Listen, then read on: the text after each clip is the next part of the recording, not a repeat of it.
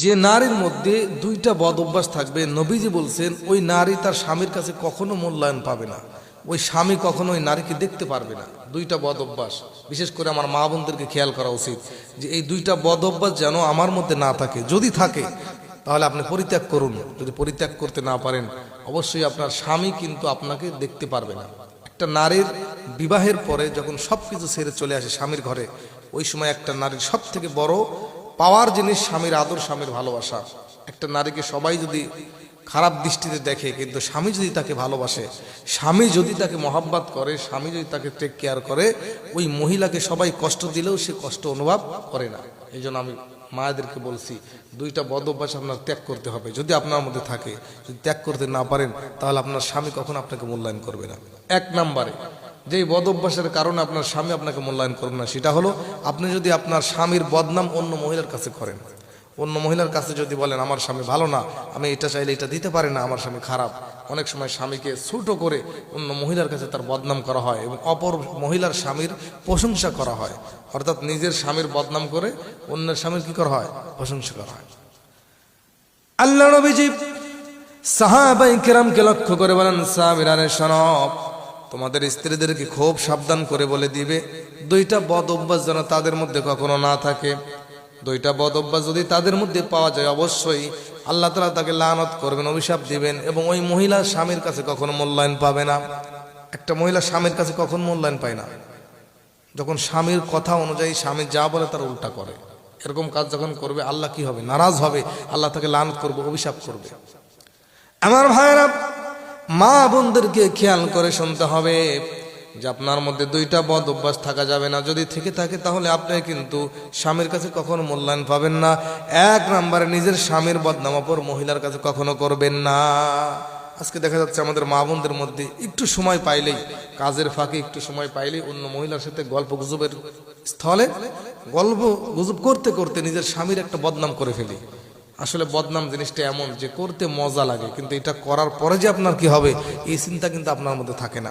এই জন্য নিজের স্বামীর বদনাম যদি অন্য নারীর কাছে করেন, তাহলে অন্য নারী যদিও সামনাসামনি আপনাকে ভালো বলতেছে বা আপনার কথা শুনে সে আনন্দ পাচ্ছে, হতে পারে আপনার সংসার ভাঙার জন্য সে আপনার স্বামীর কানে গিয়ে এই কথাটা পৌঁছায় দিবে।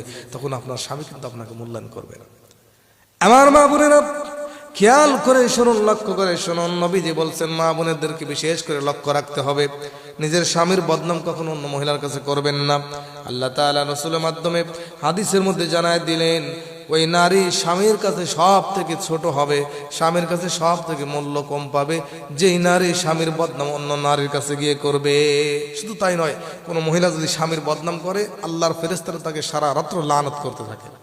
এখন আল্লাহর ফেরেশতাদের তো কোনো গুনাহ নাই, তারা যদি একটা জিনিস লানত করে, তারা দোয়া করলেও যেমন কবুল হয়ে যাবে দ্রুত, তারা যদি বদদোয়া দেয় তাহলে সেটাও কি হবে? দ্রুত কবুল হয়ে যাবে। আর নবীজি বলছেন, যখন এক মহিলা আর এক মহিলার কাছে নিজের স্বামীর বিষয়ে আলাপ আলোচনা করে, বদনাম করে, ভালো হোক আর খারাপ হোক, যে কোনো বিষয়ে যদি বদনাম পর্যায়ে পৌঁছায় যায়, বদনাম করে ফেলে, আল্লাহর ফেরেশতারা তখন লানত করে।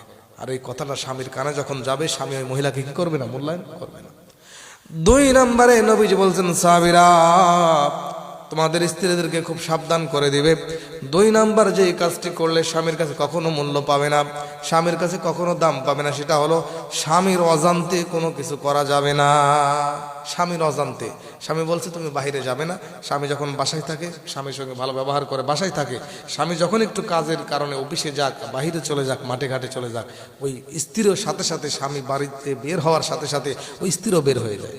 আর এইটা যদি স্বামী পরে জানতে পারে, স্বামী কি পায়? কষ্ট পায়। আমার ভাইয়েরা লক্ষ্য করুন, খেয়াল করুন, মা বোনদেরকে বিশেষ করে বলতেছি, শোনেন, আপনার স্বামী যখন আপনাকে বাহিরে যাইতে নিষেধ করে, আপনি বাহিরে যাবেন না। আপনার স্বামীর কথা মানা আপনার জন্য কিন্তু ফরজ। বিবাহের পরে একটা মেয়ের জন্য সব থেকে যাকে বেশি মূল্যায়ন করতে হবে, নবীজি বলছেন, সাহাবীরা রে, দুনিয়ার মধ্যে আল্লাহ স্বামীদেরকে কত সম্মানী করেছেন।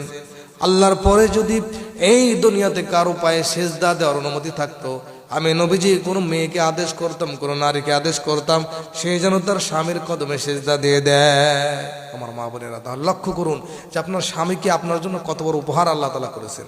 এই জন্য স্বামীর বদনাম আপনি করবেন না, এবং স্বামীর অজান্তে স্বামী যা বলবে তার উল্টা চলবেন না। আজকে অনেক মা এমন আছে, স্বামী বাহিরে গেলেই বাড়ির বাইরে চলে যায়, স্বামীর পকেট থেকে টাকা নিয়ে আত্মসাৎ করে খেয়ে ফেলে বা বিভিন্নভাবে খরচ করে ফেলে, স্বামী যদি জিজ্ঞাসা করে, বিশেষ করে যেই মা বোনেরা একটু বেশি চালাক হয় আর স্বামী যদি একটু বুকা টাইপের হয়, দেখবেন স্বামী বাহির থেকে কাজকর্ম এনে টাকা পকেটে রাখছে, হয়তো স্বামী গুনে রাখে নাই বা কত টাকা আছে হিসাব করে রাখে নাই। ওই সময় দেখা যাবে কিছু স্ত্রী আছে নিজেকে চালাক চতুর মনে করে স্বামীর পকেট থেকে কিছু টাকা সরায় নেবে, স্বামী জানবে না, সে মনে করবে আমার স্বামী বুঝতে পারবে না। পরবর্তী স্বামী জিজ্ঞাসা করলে সে স্বামীর চাইতে উল্টা গরম বেশি দিয়ে স্বামীর কথাটা দাবিয়ে দেয়। নাউজুবিল্লাহ। এরকম কাজ যদি কোনো মেয়ে করে আর স্বামী যদি এটা জানতে পারে, অবশ্যই স্বামী কীভাবে কষ্ট পাবে।